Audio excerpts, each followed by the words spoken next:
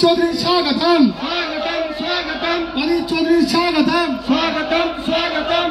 ये मुख्यमंत्री नहीं होगा, मुख्यमंत्री नहीं होगा, मंत्री होगा आने वाले दिन में। आपकी जरूरत है, ज्यादा वक्त लेना नहीं। এসআইআর নিয়ে শুরু হয়েছে খেলা, চলবে ভোট পর্যন্ত। বৃহস্পতিবার বহরমপুরে টেক্সটাইল মোড়ে কংগ্রেসের প্রতিবাদ সভায় এসআইআরকে হাতিয়ার বহরমপুরের প্রাক্তন সাংসদ অধীর চৌধুরী। এসআইআর সহ দুর্নীতির বিরুদ্ধে প্রতিবাদ সভা মঞ্চ থেকেই সরাসরি বিধলেন মুখ্যমন্ত্রী মমতা বন্দ্যোপাধ্যায়কে।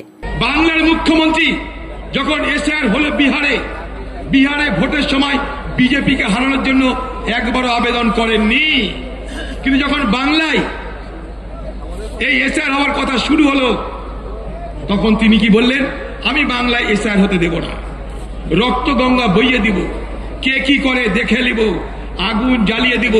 এখন আবার বলছে ভোটের পর নাকি সারা দেশকে হিলাবে, হিলতে হিলতে বাংলা হেলে পড়ে গেছে, এখন নাকি দেশকে হিলাবে বাংলার মুখ্যমন্ত্রী, দেশকে হিলাবে। বাংলার মুখ্যমন্ত্রীকে জিজ্ঞেস করতে চাই, আপনি কেন এসআইআর এর অনুমতি দিলেন, আগে সে কথা বলুন। আমার প্রশ্ন আপনাকে। প্রতিবাদ সভা থেকেই অধীরের নিশানায় তৃণমূল ও বিজেপি। এলাকার মানুষ স্যারের নামে বিভাজিত হবেন না।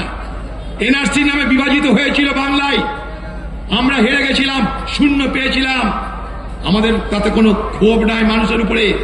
এনআরসির চক্করে মানুষকে বিভ্রান্ত করে ভুল বুঝিয়ে ভোট তারা ভাগ করে নিয়েছিল, বিজেপি আর টিএমসি ভোট ভাগ করে নিয়েছিল। পরে ভোটের পর কারি কোনো খবর পেয়েছেন, কারি কোনো দেখা পেয়েছিলেন, কেউ কখনো এনআরসি নিয়ে কথা বলেছিল না। এবার কি এসআইআর নিয়ে শুরু হয়েছে আরেক খেলা। কতদিন চলবে? ভোট পর্যন্ত চলবে।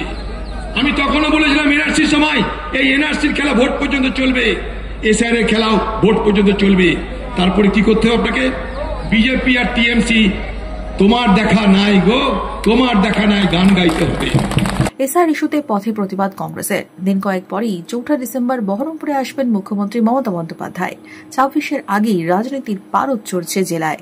Bureau report, Madhyabanga news. Murshidabad khadi মেলা 2025 শুভ উদ্বোধন 26 নভেম্বর। স্থান বহরমপুর ব্যারেক স্কয়ার ময়দান। প্রতিদিন দুপুর 12টা থেকে রাত্রি 9টা। মেলা চলবে 10 ডিসেম্বর অবধি। প্রবেশ অবাধ।